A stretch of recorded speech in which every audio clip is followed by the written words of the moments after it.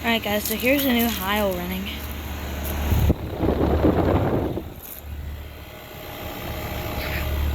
It's really quiet.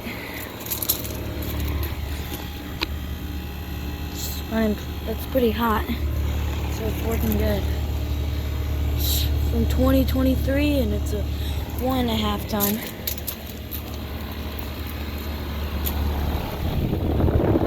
It's got a RU fan motor.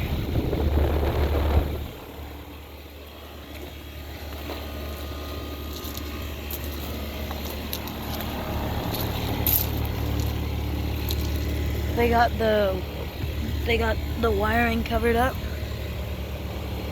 I think this is his first time running.